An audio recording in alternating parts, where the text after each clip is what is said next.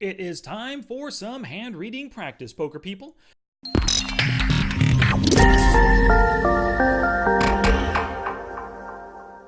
So the other day in the Facebook discussion group, and if you're not a member, you can always go to smartpokerstudy.com/discuss to join the group and get in on the poker study action. So Ron Hunn posted this hand right here, where he had 8-9 of diamonds and decided to 3-bet pre-flop. So when we look at the hand history right here, the full table, and yeah, it's a full ring table. Everybody has 100 big blind stacks except for one player right here in the cutoff. It is a 1 cent, 2 cent game, so it's the micro stakes 1 cent, 2 cent.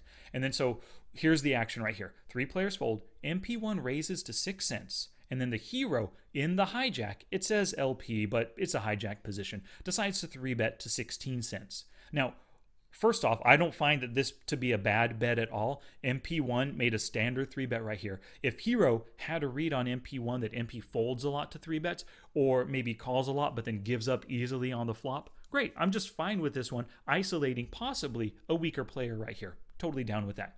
Now 3 players fold, and then out of nowhere, the big blind cold calls 14 cents, and then one fold who is the MP. So the initial player that Hero wanted to isolate decided to fold. What a bummer, but that's okay. We might be able to turn this situation into a profit-making one. Who knows? Even though we do have 8-9 suited. Here's the thing, though. The caller is a 14-9 tight aggressive player. And we know this because Ron, within the hand history, posted that information about the player. So, villain, we're going to say, the big blind player, the villain, is a tight aggressive. What does a tight aggressive cold call with out of the blinds versus a 3-bet? So keep in mind, it's a bigger bet right here. Now, oftentimes you will find players, especially the weakest ones, they could be cold calling with aces, kings, queens, and jacks in order to slow play their opponents, right? Those fishy players, they want to hide the fact that they have aces, so they'll make those cold calls pre-flop. But those tight aggressive players, they really do not like calling. They only call with some of the strongest hands, not the tip-top strongest hands, but some of the best ones. So a player like this, a tight aggressive, I would put them generally on a cold calling range of jacks, 10s, and 9s. Now, you could say queens are in that range. That's possible as well. But tight aggressives often 4-bet those queens right there. So I'm going to take that out of the range. 9s could be in as well. 8s and 7s might be as well. I would include 8s and 7s if I've seen them cold call 3-bets in the past with those hands. But for the most part, those are just going to be folding. They're going to give up their set mining opportunity and just move on to the next hand. Versus a 3-bet. If it was a 2-bet, totally, they'd have a much wider calling range. So these are the pairs first off. Now, the non-paired hands, what is a tight aggressive calling with out of position? Ace-king, I would say, both the offsuit and the suited hands. Ace-queen suited, very possibly is calling as well for some of that flush potential, straight potential. 2-pair versus like if your opponent's 3-betting with jacks, 10s, and 9s. Actually, an ace or a queen on the flop is going to give you a better hand. So I can see tight aggressives calling with that hand. Ace-queen offsuit, probably not.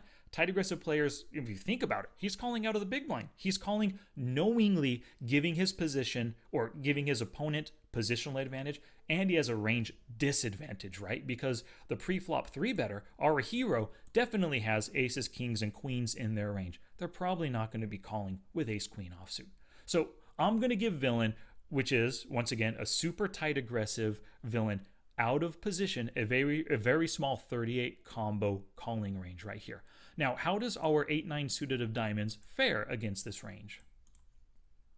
Right now, not so good. We only have 30% equity against the range. But here's the thing. We also have positional advantage and we have range advantage. Our opponent doesn't know we have 8-9 suited. He could think we have aces, kings, and queens, and he's trying to crack our big hand right here.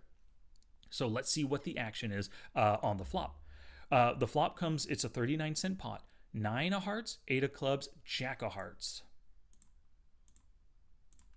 So on this board, wow, things are looking pretty good. We flopped a 2-pair hand, right? Well, you would think that, but against this range, sure, we went up to 69% equity, but he has so many things that could potentially crack our 2-pair hand right here. Remember, it is just bottom 2-pair on a pretty darn wet board. And this board absolutely hits this mid-pair heavy and some of these nicer big overcards. It hits their range pretty darn well. So let's take a look here. 39 cents. Hero bets 24 cents. Big blind calls 24. So the big blind check and called 24 divided by 39, a 62% pot bet, almost 2/3 pot. So it wasn't exactly half pot, which often looks like a weaker bet. He sized it up a bit, our hero did. So we can figure that the tight aggressive villain is calling with kind of a stronger hand right here. So let's take a look in the statistics section of Flopzilla. Straights, there aren't any. Sets, totally check calling. They don't have to be check raising. They don't have to be leading out either. Those are in the check calling range, at least to lull our hero into maybe a false sense of security. Maybe our hero has aces and kings, and then with that set of jacks or set of nines, villain is currently crushing us. So they could be slow playing sets here. Totally possible. No two pairs, no over pairs, no top pairs in the range, just due to the range that we assigned. Now, pocket pairs below. Tens are totally within the calling range. You can think they obviously have a little bit of showdown value. If hero 3-bet preflop with ace king or ace queen, those tens are currently ahead, right? And then plus, they also have an open and a straight draw. So I can see those check calling. Random ace highs, I think they're folding unless they have some kind of draw equity attached to their hand. Flush draws, I think those are check calling right here. They could check raise, totally, but check calling is within the realm of possibility. So we want to keep those within the range here. Let's change this to combos. So instead of looking at percentages, we're looking at combo counts right here. Open-ended straight draws, well, pocket tens, totally staying in. There's no reason for them to fold yet. Gut shots, those ace queens, sure, why not? I mean, as soon as if a 10 does hit on the next street, it is only a 62% bet. I think those could be staying in, so let's keep them in right here. Just random overcards, we already deleted those by not taking out or by not including the ace high hands. So I think we're really good right here. 2-card backdoors. What are those? Ace king, ace queen of clubs? Nah, those don't need to stay in. Sure, they might, but we are up against a tight aggressive player, and tight is in the name, and they are going to be folding a lot of those 2-card backdoor flush hands. Let's see here, all this stuff. Great. So we're going to say that our opponent has this 15 combo range down from the 38 combos pre-flop.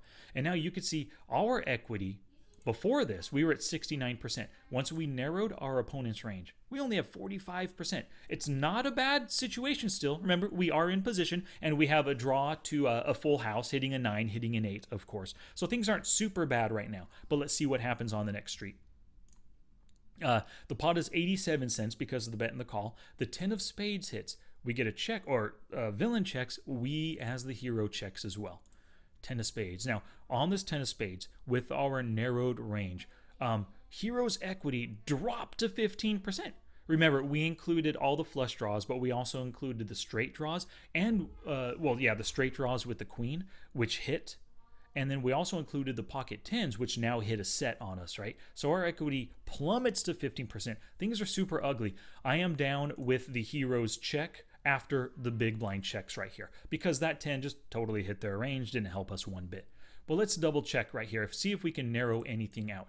Now, if the villain did hit a straight, possibly they could be checking, right? Initially, with the plan to check raise or even just check call on this board. They might do that with straights. Sets also, because the board just got wetter, set of jacks, set of 10s, set of 9s, those don't have to automatically be betting for value. They could plan to check call to see the river and catch a full house, or to check raise to get max value out of the hero who might have aces or kings in their range. So checking is totally applicable there. I think their ace high hands are checking. So basically everything that they had on the flop is checking here with the intent to either check fold, check call, or check raise.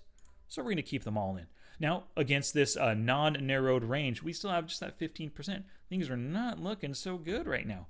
The 8 of hearts comes, which at first looks like a great hand. Yay, 8 of hearts. But look at that. We made a full house, but we only have 42% equity. So it's not a bad situation. We have position. We can call a bet. We can bet ourselves for value once the opponent checks. We can even raise if we really feel that they could be doing a lot of bluffing. We have a lot of options here on this river. The pot is 87 cents.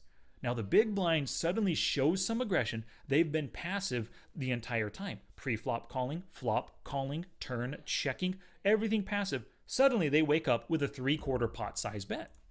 roughly 3/4. 63 divided by 87 cents, 72%, roughly 3/4 pot bet right here.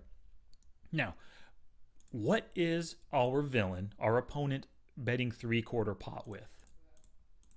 Now, think about what card just now hit. It paired the board, plus it made a flush possible, right? Is our opponent all of a sudden betting their straights? I kind of doubt it. They would probably want to get to showdown as cheaply as possible. They'll probably happily call or check and then call a 3/4 pot bet, or even a 62% pot bet if Hero decided to make the same sized river bet as they did on the flop. So I don't think straights are leading out for a bet here. Flushes, it's possible flushes. I mean, they do suddenly have the nut flush. They're getting value out of pocket aces, pocket kings, even pocket queens that decided to check on the turn when they made their straight. So I think those could be leading out for a bet here. And then the full houses, totally. They just got a full house. Of course they're betting to get value out of all the opponents, the Hero's overpairs, and maybe even flushes that they suddenly hit. You know, what if villain does have pocket jacks or 10s or 9s here, and Hero actually has ace king of hearts? Well, villain's totally getting value with their full house out of the flush. Now, at this point, with this range right here, if we narrow them to flushes and full houses, Hero only has 22% equity. So what happens? 3/4 pot bet. Hero ends up raising, and then big blind calls all in. So because of this action, we can assume that the big blind has a full house, right? We'll see the results in just a little bit.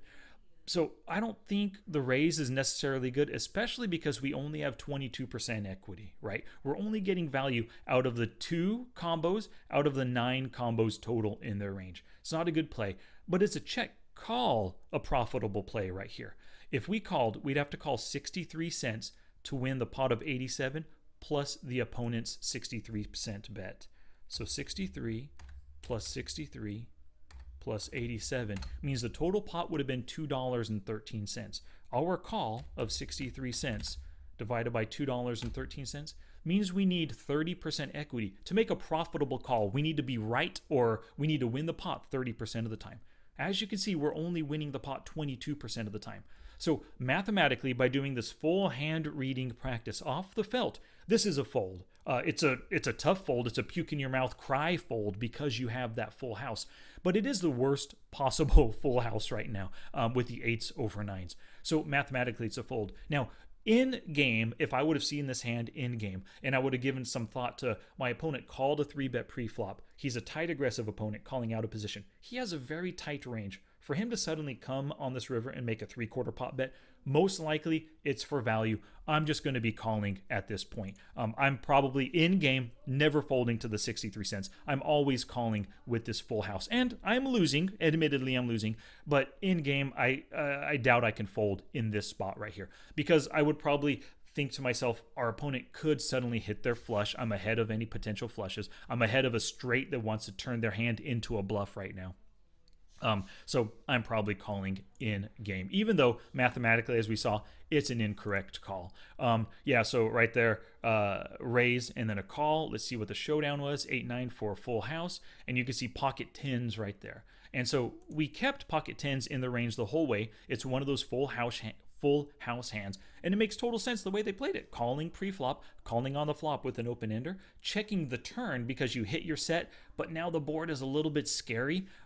So you're just going to check and plan to get to the river and hope to see it cheaply and catch your full house. You know, so it makes sense the way he played it. Hero, what a bummer. I'm down with the 3-bet pre-flop, down with the flop bet, but then that river raise right there, nah, I like a river call so much more than that. So if you want to, join the Facebook discussion group so you can submit your own hands, get some feedback from the group, possibly see a hand review video by me, please do so. smartpokerstudy.com/discuss. And then right there below this video, hit that subscribe button, please, so we can watch this channel grow. Alrighty, y'all, thank you so much for watching. Peace out.